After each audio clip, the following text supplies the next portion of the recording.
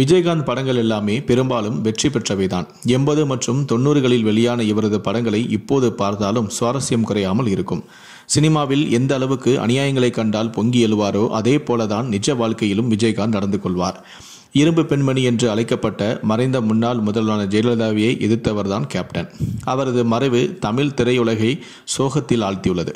அவரது உடலில் என்னதான் வியாதி என பலரும் தெரிந்து கொள்ள ஆவலாக உள்ள நிலையில் டாக்டரான காந்தராஜ் ஒரு தகவலை தெரிவித்துள்ளார். அது என்னவென்று இப்போது பார்க்கலாம். அதற்கு முன்பு மறைந்த விஜயகாந்துடைய ஆன்மா சாந்தியடன் அப்படின்னு நீங்கள் நினச்சிங்கன்னா இந்த வீடியோக்கு ஒரு லைக் கொடுத்துட்டு தொடர்ந்து இந்த வீடியோவை பாருங்கள். இதயத்தில் பைபாஸ் சர்ஜரி பண்ணுறதுக்கு உடல் தகுதியாக இருக்க வேண்டும். அப்போதுதான் பண்ண முடியும். இல்லாவிட்டால் உடம்பு தாங்காது.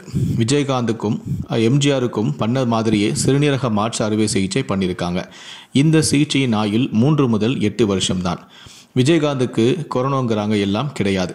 குடும்பம் சரியாக பார்த்துக்கலன்னு என்று ஒரு பேச்சும் வந்தது. அதுக்காக கொரோனான்னு சொல்கிறது, நிமோனியாங்கிறது, நிமோனியா பாதிப்பால் கொரோனா வந்துருச்சுன்னு சொல்கிறது, அப்படி இப்படின்னு சொல்லக்கூடாது. கொரோனா வந்திருந்தால் எப்படி பாடியை தூக்க விடுவாங்க?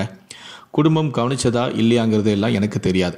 ஒரு வாரத்துக்கு முன்னாடி பொதுக்குழுவில் அழைச்சிட்டு போய் உட்கார வைக்கும் போதே அவர் சுயநலவில் இல்லை. அப்போவே கோமா ஸ்டேஜில் தான் இருக்காருன்னு எனக்கு தெரிஞ்சுது. கண்ணியெல்லாம் நல்ல பெருசாகிடுச்சு. வாய் திறந்து கிடக்கு. அதனால தான் முகக்கவசம் கருப்பு கண்ணாடியும் போட்டிருந்தாங்க. அப்போ அங்கிருந்த தொண்டர்கள் எல்லாம் கண்ணீர் விட்டு அழுகிறத நான் பார்த்தேன். ரஜினிக்கும் மனோரமாவுக்கும் கருத்து வேறுபாடு வந்தபோது நீ மக்களுக்கு என்ன செய்தாய் என்று மனோரமா கேட்டார். விஜயகாந்த் தம்பி எவ்வளவு செஞ்சிருக்கு தெரியுமான்னு பட்டியல் போட்டாராம். அப்போ தான் தெரிஞ்சிருக்கு இவர் எந்த அளவுக்கு பண்ணியிருக்காருன்னு.